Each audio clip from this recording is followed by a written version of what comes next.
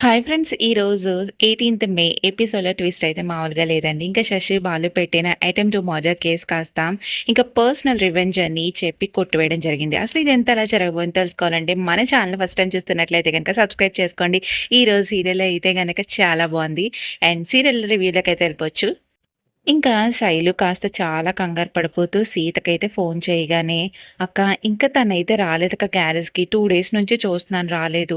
ఇందాక కూడా కాల్ చేస్తే స్విచ్ ఆఫ్ అని వస్తుంది. తను ఎప్పుడూ స్విచ్ ఆఫ్ చేసుకోవడం జరగలేదు. ఎప్పుడు కాల్ చేసినా లిఫ్ట్ చేసేవాడు. అలాంటిది ఏమైందక్క నాకైతే విషయం చెప్పు" అనగానే ఇంక సీత కాస్త అసల మొత్తం విషయం అయితే చెప్పేసరికి, "అదేంటో అక్క ఇలా చేయడం ఏంటి? అది తన ఆస్తే కదా! తన డబ్బులు తను తీసుకోవడం ఏంటి? దొంగతనం అని అంటకట్టడం ఏంటి? అయినా తాతయ్య గారిని కాపాడితే సరి దొంగతనం కేసు పెట్టడం ఏంటి? ఇదెక్కడ న్యాయం అక్క" అని చెప్పేసి ఇంక చాలా బాధపడుతుంటుంది శైలు కాస్త. "శైలు నువ్వేం బాధపడకు. అంతా మంచి జరుగుతుంది. నువ్వు మాత్రం ధైర్యంగా ఉండు. ఆదిత్యనైతే బయట తీసుకొచ్చేస్తాము. నువ్వేం కంగారు పెట్టుకోకమ్మా.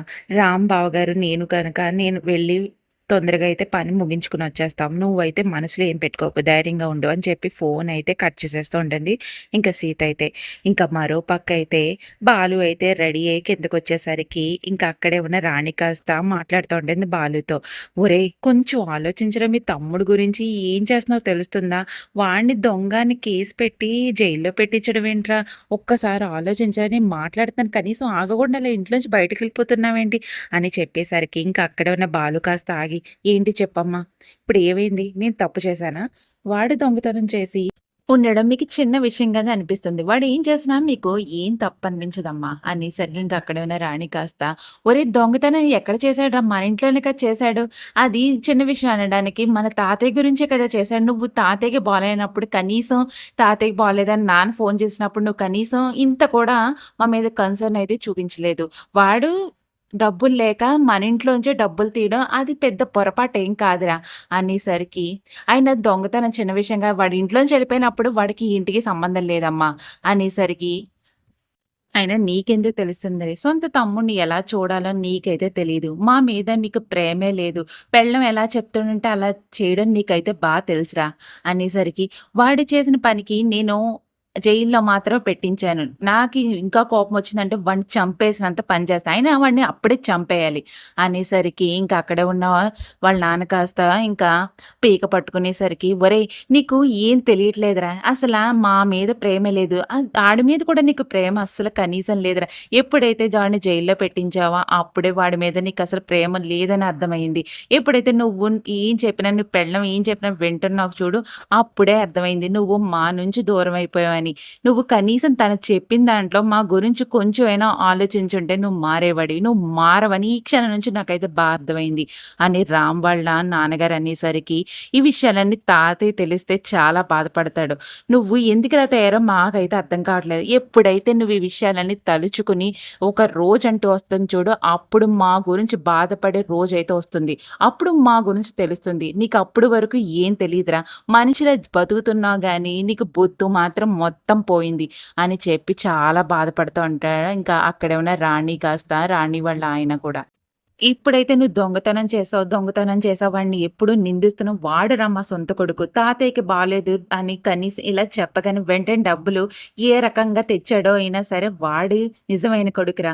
కనీసం నువ్వు చూసినా గాని, ఫోన్ చేసినా గాని కనీసం నువ్వు ఎలా ఉన్నావని కూడా కనీసం అడగలేదు చూడు. అక్కడే నువ్వు చచ్చిపోయావురా మా దృష్టిలో అయితే" అని చెప్పేసి ఇంకా బాధపడతా ఉంటాడు.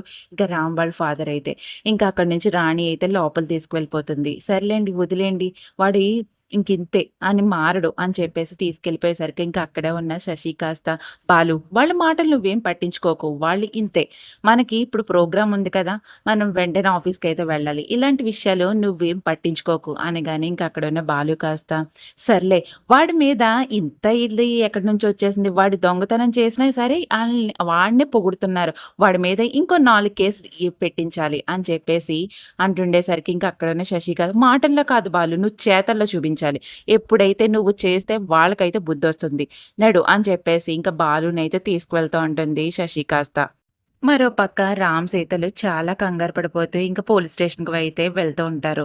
వెళ్తూ ఉండేసరికి ఇంకా రత్తాల్ని షాప్ చూసుకోమని చెప్తా ఉంటుంది. ఇంకా సీత కాస్త, నేనొచ్చే వరకు నువ్వైతే ఆర్డర్స్ చూసుకుంటూ ఉండు. సరేనమ్మా నేనైతే చూసుకుంటాను" ఆదిత్య బాబునైతే క్షేమంగా ఇంటికి తీసుకొని వచ్చేయండమ్మా. నేనైతే బాబు గురించి సేమియా అయితే చేసుంచుతాను అని చెప్పగానే ఇంకా సీత కాస్త చాలా సంతోషపడి, సరే రత్తాలు అని చెప్పేసి ఇంకిద్దరు కూడా చాలా కంగారుగా అయితే వెళ్తుండేసరికి, ఇంకా మరో పక్క అయితే శశి కాస్త వాళ్ళ నాన్నతో మాట్లాడుతూ ఉంటుంది. "ఏంటమ్మా విషయాలు? అంతే బానే జరుగుతున్నట్టున్నాయి అన్నీని. అదే నాన్న ఆదిత్యగాడు అనుకోకుండా మన చేతిలో అయితే ఇరుక్కున్నాడు. ఆ బాలు కాస్త కూడా మన ఇదిలోనే ఉన్నాడు. తమ్ముడిని జైలుకి పంపించాలని చెప్పగానే వెంటనే మన మాట అయితే వినేశాడు. నేను వేసిన ప్లాన్ అయితే సక్సెస్ అయిపోయింది నాన్న. వాడిని ఇంకా మనం జైలుకైతే పంపించి ఇప్పుడు ప్రస్తుతం పోలీస్ స్టేషన్‌లో ఉన్నాడు కాబట్టి ఈరోజు కేస్ ఏంటో సరిగ్గా తెలీదు. ఎస్ఐని కూడా నేనైతే కన్విన్స్ చేసేసాను. వాడికి ఎంత కావాల్సిన డబ్బయితే విసిరేసాను. వాడిని ఖచ్చితంగా ఈ రోజైతే జైలుకైతే వెళ్తాడు నాన్న. అసలు నన్నేం చేయబోయాడు ఆదిత్య గాడు.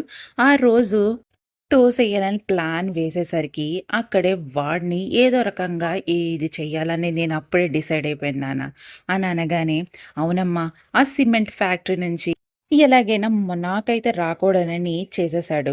ఇన్ని చేసాడాడు అస్సలు వదలకూడదు. నా కాలు ఆ రోజు ఇరిగిపోవడానికి కూడా కారణమైనాడు. ఆడని అసలు వదిలిపెట్టకూడదమ్మా. సరైన టైంకి దొరికాడు అని చెప్పగానే, అదే నాన్న నేను అదే ఆలోచిస్తున్నాను. వాడినైతే ఈసారైతే నేను వదిలిపెట్టే ప్రసక్తే లేదు. ఎన్ని చేసినా సరే నేను వాడినైతే వదలను. ఆ బాలు కూడా మన మాటల్లోనే ఉన్నాడు కాబట్టి ఇదే సరైన టైం నాన్న. వాడిని ఏదో రకంగా ఒక 2, 3 నెలలు జైల్లో ఉంచితే వాడి జీవితం సర్వనాశనం అయిపోతుంది. వాడికి ఎక్కడన్నా జాబ్ దొరకాలన్నా అసలు దొరకదు. వాడి జీవితం అప్పుడు అధోగతవుతుంది. అది మనమైతే చెయ్యాలి నాన్న అని చెప్పేసి ఇంకా శశి కాస్త ప్లాన్లు వేస్తూ ఉంటుంది. ఇంకా వాళ్ళ నాన్న కూడా సరేనమ్మా ఏదో రకంగా వాడినైతే బుక్ చేయాలి. వాడినసలు వదిలిపెట్టకూడదు. మనని ఏదో రకంగా ఏడిపించాడు. వాడి ఆయనకి కొడుకు కాబట్టి అస్సల వదిలే ప్రసక్తే లేవు. వాడిని ఈ రకంగా అయినా ఇబ్బంది పెట్టి తీరాలి అని చెప్పేసి అనగానే ఇంక ఇద్దరు కూడా చాలా ప్లాన్స్ వేస్తూ ఉండగానే ఇంకా మరో పక్కయితే రామ్, సీతలు ఇంక లాయర్‌ని తీసుకొని అయితే పోలీస్ స్టేషన్ రాగానే ఆదిత్య ఏడండి అని అడగగానే ఆదిత్య ఆల్రెడీ జైలుకైతే వెళ్ళిపోయాడు. అక్కడైతే హియరింగ్ స్టార్ట్ అయిపోయి ఉంటది. అనగానే అదేంటండి మేము లాయర్‌ని తీసుకొస్తా అని చెప్పాం కదా! ఎందుకు మీరు అలా కంగారు నేను ఆల్రెడీ నిన్న మీరొచ్చినప్పుడే చెప్పానండి. ఈరోజు నేను జైలుకి తీసుకెళ్తాను హియరింగ్ ఉన్నదని. మీరే సరిగ్గా ఇనిపించుకోలేదు అని చెప్పగానే ఇంక అక్కడ ఉన్న లాయర్ కాస్త అయితే ఎఫ్ఐఆర్ కాపీ చూపించండి అనగానే ఇంకా ఎస్ఐ కాస్త కాపీ చూపించేసరికి ఇంకా దాన్నైతే ఫోటో తీసుకొని అంతా చూస్తా ఉంటాడు లాయర్ అయితే. ఇంక చూసేసరికి అదేంటండి అటెంప్ట్ టు మర్డర్ కేస్ అని ఉన్నదేంటి? తను చేసిన దొంగతనం కదా అనగానే ఇంక అక్కడ వాళ్ళందరూ కూడా షాక్ అయిపోతూ ఉంటారు. అదేనండి ఆ రోజు దొంగతనం చేయబోతుండగా అక్కడుండే పనివాడిని వాడైతే కొట్టాడంట. ఇంకది అటెంప్ట్ టు మర్డర్ కేస్ లెక్కే కదండీ వస్తది అని అనగానే, అదేంటండి అలా చేశారు అని ఇంక రామ అడిగేసరికి, మరి ఏం చేయమంటారండి? ఆడు చేసింది మరి కొట్టాడు కదా! అది మర్డర్ కేస్ లెక్కే కదా వస్తది. అందుకే మేము ఇలా పెట్టాం సెక్షను అని చెప్పేసి అనగానే, ఇంక సరే అయితే మనం జైలుకైతే వెళ్దాం సీత అని చెప్పేసి ఇంకా ఇద్దరు కూడా వెళ్ళేసరికి వెళ్ళండి, వెళ్ళండి. అక్కడైతే హియరింగ్ స్టార్ట్ అయిపోయి ఉంటది. ఆల్రెడీ నేను ఫస్ట్ లిస్ట్‌లో అయితే పెట్టేశాను. ఆల్రెడీ మీరెళ్ళేసరికి కూడా స్టార్ట్ అయిపోయి ఉంటది. చివరిసారిగా ఆదిత్యనైతే చూసేసుకోండి అని చెప్పేసేసి అనేసరికి ఇంకా అందరూ కూడా చాలా ఫాస్ట్‌గా అయితే జైలుకి వెళ్తూ ఉంటారు. ఇంక రామ్, సీతలు కూడా జైలుకి వెళ్ళేసరికి అక్కడికి కాస్త శశి అయితే వస్తుంటుంది. ఇంక చూసి చూడగానే బాగానే వచ్చారు. అక్కడ లోపల ఆదిత్య గారికి ఆల్రెడీ హియరింగ్ అయిపోయి ఉంటుంది. మీరు వెళ్ళి ఒకసారి అయితే పలకరించరండి. ఇంకా ఒక నెల, 2 నెలల్లో బయటకొస్తాడు కాబట్టి ఒకసారి చూసినట్లయితే ఉంటుంది. ఇంకా అక్కడున్న లాయర్ అయితే రామ్ గారు మీరైతే కంగారు పడకండి. అలా జరిగినట్లయితే నేను రీకౌంటర్ అయితే వేస్తాను. మీరైతే కంగారు పడకండి అనేసరికి ఇంకా అక్కడే ఉన్న శశి కాస్త లాయర్ గారు చాలా ఆనందపడుతున్నారు. చాలా క్యూరియాసిటీగా ఉన్నట్టున్నారు. మీరు అలా ఉన్నట్లయితే గనక మీరు ఈ కేస్ ముట్టుకోపోతే గనక నేనైతే మీకు డబుల్ పేమెంట్ అయితే ఇస్తాను. ఇటువైపుకైతే వచ్చేసేయండి అని చెప్పేసి ఇంకా శశి కాస్త లాయర్‌ని అడిగేసరికి ఇంకా లాయర్ ఏం చేయాలో తెలియక శశి మాటలకు అలా ఉండిపోతాడు. ఇంకా అక్కడే ఉన్న సీత అయితే నీకు డబ్బులున్నాయని ఇదైపోకు అని చెప్పి అనేసరికి ఇంకా లోపల నుంచయితే ఇం ఆదిత్య అయితే బయటకొస్తూ ఉంటాడు. ఇంక శశి అదంతా చూసి అదేంటి నువ్వొచ్చేసావేంటి బయటికి అని కంగారు పడిపోతూ ఉండేసరికి ఇంకా లోపల నుంచి ఇంకా ఇంకా శశి వాళ్ళ నాన్న ఇంకా లాయర్ అయితే బయటకొస్తుంటారు. ఇంకా అక్కడున్న శశి కాస్త "అదేంటి నువ్వు బయటకి రాకూడదు కదా! నేను వేసిన కేసుకి" అనగానే ఇంకా అక్కడున్న రామ్ కాస్త "తల్లి కొంచెం తగ్గించు. నువ్వు ఇలాంటిదేదో చేస్తావని మాకు ముందే తెలిసి ఇలాంటిది ప్లాన్ చేశాము. అయినా వాడైతే బయటికెళ్ళిపోతే వాడి ఆస్తి కూడా ఏవి వాడికి చెందకుండా పోదు కదా! వాడి ఆస్తి హక్కుదారుడు. వాడి డబ్బులు వాడే తీసుకున్నాడు. దీని మీద నువ్వు దొంగతనం కేసు పెట్టడం ఏంటో అది నీకే తెలియాలి. ఇప్పుడు కేసు నీ మీదకి రివర్స్ అవుతుంది అని ఈ రామ్ చెప్పేసరికి ఇంక అక్కడే ఉన్న శశి కాస్త ఇంక చాలా షాక్ అయిపోతూ ఉంటుంది. ఇంకోలా చెప్పాలంటే వాడి ఆస్తి మీరు అనుభవిస్తున్నట్లు లెక్క. వాడు మిమ్మల్ని బయటికి గెంటేయాలి. ఇక్కడ జరుగుతుంది రివర్స్‌లో జరుగుతుంది. ఇప్పటికైనా అర్థం చేసుకో శశి మారు అని సీత చెప్పేసరికి ఇంకా చాలా షాక్ అయిపోతూ ఇంక శశి చూస్తుండేసరికి ఇంక అక్కడే ఉన్న శైలు కాస్త ఆహా! తినేనా అక్క? నువ్వు చాలా సార్లు నాకు చెప్తా ఉన్నావు కదా! తిన గురించేనా? ఓహ్! అక్క నువ్వేనా? అని చెప్పేసి మాట్లాడుతూ ఉంటుంది శైలు అయితే. ఇంకా అక్కడున్న శశి కాస్త "ఏయ్! నువ్వేంటి నన్ను అక్క అనడానికి? అయినా నువ్వు నన్ను అక్క అంటావేంటి?" అనేసరికి హలో అక్క, కొంచెం తగ్గించి మాట్లాడు. నిన్ను అక్క అనకుండా ఇంకో వేరే విధంగా అనేలా మాట్లాడించుకోకు. అసల నువ్వు ఏం చేస్తున్నావు? ఆదిత్య జోలికి ఇంకొకసారి వచ్చావంటే నేనైతే ఊరుకోను. అక్క సీతక్కలని సైలెంట్, ఈ అమ్మాయి ఇలా ఉంది, అసలు ఏం చేయదు అని నువ్వైతే అనుకోకు. నేనైతే సైలెంట్ కదక్క. వేరే లెవెల్ నేను. నేను ఎవరైనా ఏదన్నా అంటే ఇత్తడిత్తడి చేసేస్తాను. నా దగ్గర గానికి నాన్న జోలికి గాని, ఆదిత్య జోలికి గాని వచ్చావని నాకైతే తెలిసిందనుకో మామూలుగా ఉండదు అని చెప్పేసి ఇంకా శైలు అయితే చాలా గట్టిగా ఇస్తుంది. ఇంకా అక్కడున్న శశికైతే. ఇంకా అక్కడే ఉన్న సీత అయితే, "శశి నువ్వు ఇప్పటికైనా మారు. నువ్వు మారకపోతే నువ్వు ఇట్లా అహంకారంతోనే ఉంటే నీకు ఇలాగే జరుగుతుంది. నువ్వు మారే స్థితి రోజు రావాలని కోరుకుంటున్నాను" అని చెప్పేసి సీత అనేసరికి ఇంకా అక్కడ ఉన్న ఆదిత్య అయితే, "వెళ్ళవమ్మా వెళ్ళు. నువ్వు ఇంకా ఇక్కడున్నావెందుకు? ఆ బాలుగడితో చెప్పి ఇద్దరు కలిసి బాధపడతా ఉండండి." ఇంకా అక్కడున్న శశి అయితే, "ఈరోజేదో మేము బయటపడిపోయాం. ఏదో కాపాడి ఇలా జరిగింది" అని ఊహించి అనుకుంటున్నారు కదా!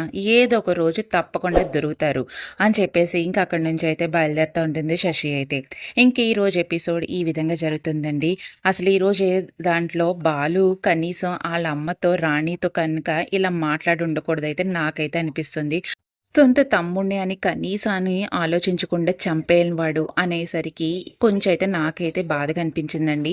అండ్ ఈరోజు ఎపిసోడ్ మీకు ఏ విధంగా అనిపించిందో కింద కామెంట్ సెక్షన్‌లో మనకైతే తెలియజేసేయండి.